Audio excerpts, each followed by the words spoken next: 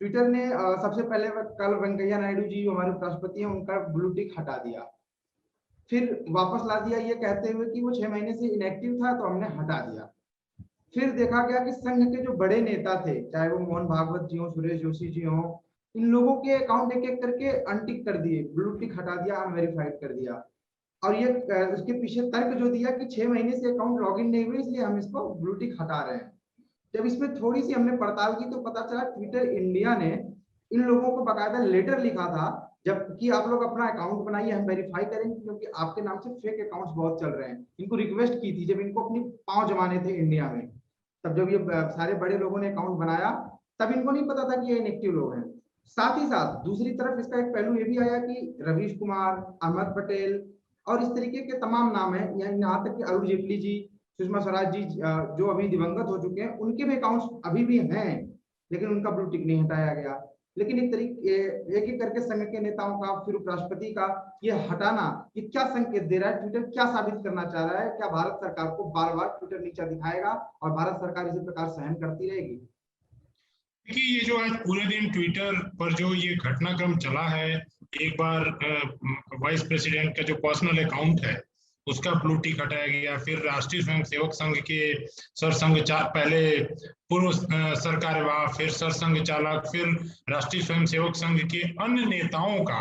अन्य जो उसके पदाधिकारी हैं उनके ट्विटर अकाउंट से ब्लू टिक हटाया गया। तो ये जो पूरा जो घटनाक्रम आज दिन भर चला है, ये पॉलिसी, ट्विटर के किसी पॉलिसी प्रैक्टिस, पॉलिसी क्या कहा जाता है, एक्सरसाइज का के तहत हुआ घटनाक्रम नहीं नजर आता है। क्योंकि अगर ऐसा होता, अगर किसी रैंडम फिल्टर के माध्यम से ट्विटर ऐसा करता कि जो लोग इनएक्टिव हैं और उनको ब्लू टिक मिला हुआ है, तो उसमें बहुत सारे लोग आते, लेकिन एक ही संगठन के, एक ही तरह के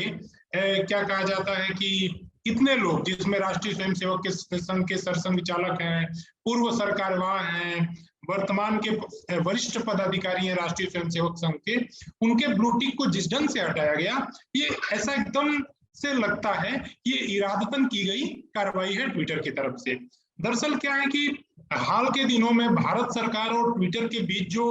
एक तरह से पत्राचार हुआ, जो संवाद हुआ, और जिसमें भारत सरकार ने बड़े स्पष्ट शब्दों में कहा कि भारत के पास, भारत की एक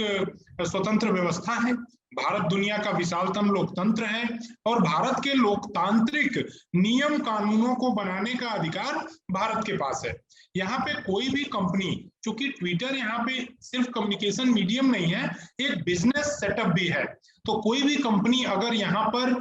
किसी प्रकार का बिजनेस करती है, किसी प्रकार की बिजनेस एक्टिविटी में इन्वॉल्व होती है, चाहे वो विदेशी कंपनी हो, तो उसको भारत के नियम कानून मानने होंगे। तो इस आधार पे भारत सरकार की तरफ से एक सख्त पत्र ट्विटर को दिया गया और ये कहा गया कि उनको भारत के नियम मानने होंगे। तो कहीं ना कहीं सरकार के द्वारा ट्विटर पर जिस तरीके से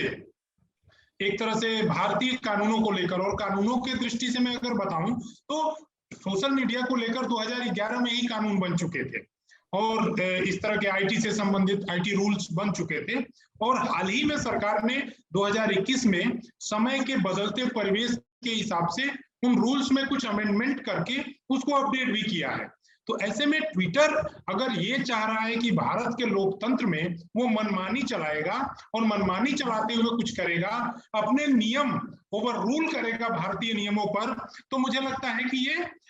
किसी भी लोकतंत्र को के लिए स्वीकार्य नहीं है और भारत सरकार द्वारा इसका कड़ा प्रतिवाद किया गया। तो उस प्रतिवाद का किसी न किसी रूप में आज जो जिस तरह से आरएसएस नेताओं का ट्विटर हैंडल से ब्लू टिक हटाया गया, मुझे लगता है कि ये इरादतन किया गया है। इस इरादे के पीछे क्या साजिश है, इस इरादे के पीछे क्या मंशा है, ये और क्लियर अभी सामने आनी चाहिए, लेकिन ये इरादतन की हुई बात है। दूसरी जो महत्वपूर्ण बात ये है कि इस पूरे घटनाक्रम में जो अभी आपने नाम लिया, अनंत कुमार जी हैं जिनकी मृत्यु काफी पहले हो चुकी है, अगर मैं गलत नहीं हूं तो मनोहर पर्रिकर जी हैं, उनका ट्विटर अकाउंट है,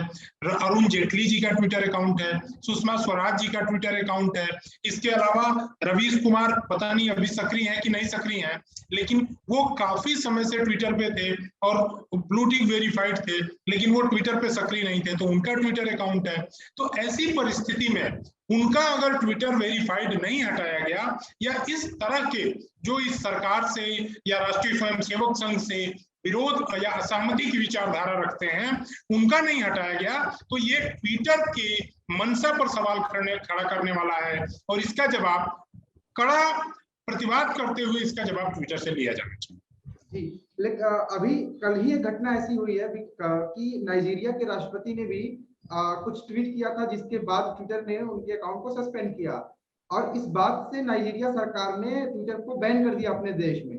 तो कुछ लोग ये भी सवाल कर रहे हैं कि अगर नाइजीरिया ऐसा सख्त फैसला ले सकता है, तो भारत सरकार किस बात से डर रही है? भारत सरकार क्यों नहीं ट्विटर पे ऐसे फैसले? नहीं, मुझे नहीं लगता है कि भारत सरकार डर रही है। ये कहना एक तरह से अतिरंजना होगी कि भारत सरकार डर रही है, और इसमें डरने भारत में चाहे, देखिए हमारे लिए भारत में महत्वपूर्ण ये नहीं है कि भाजपा सरकार में कांग्रेस सरकार में है। सरकार सवाल इसका है कि कोई भी विदेशी कंपनी अपने रूल्स को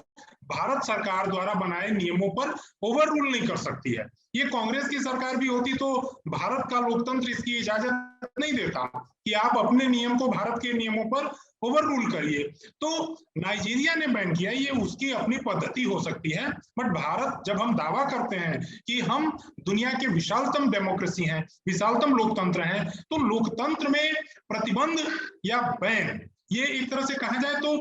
अंतिम हथियार हो सकता है। अंतिम हथियार मतलब जब कुछ भी नहीं संभव हो तो प्रतिबंध की व्यवस्था हो सकती है, लेकिन ऐसा नहीं है कि हम पहला ही स्टेप प्रतिबंध से करें। और जब हम, ये हमारे लोकतंत्र होने के दावे के विरोधाभासी है कि हम तुरंत प्रतिबंध की बात करें। हमें संवाद बंद नहीं करना है, लेकिन इस बात को सुनिश्चित करते हुए ये संवाद चलना चाहिए कि कोई भी विदेशी कंपनी, चाहे वो कम्युनिकेशन का मॉडल, चूंकि भारत में मीडिया है, विदेशी मीडिया भी है, लेकिन उनको भारत के नियमों को मानना होगा, भारत के बिजनेस रूल्स को मानना होगा, भारत के आईटी रूल को मानना होगा, भारत के मीडिया कंडक्ट्स को मानना होगा। ये सिर्फ मान के ही आप काम कर सकते हैं। इसके लिए कड़ाई से उनको बाध्य करना ये भारत सरकार की जिम्मेदारी है, और मुझे लगता है कि भारत सरकार इस जिम्मेदारी के तहत ही वो पत्र लिखी थी जिससे ट्विटर और भारत सरकार के बीच ये राह दिख रही है। Please remember to subscribe to us and switch on the notifications for this channel. For our other social media links, more content, and to support our work, please visit citti.net. Dhanyavad. Namaskar.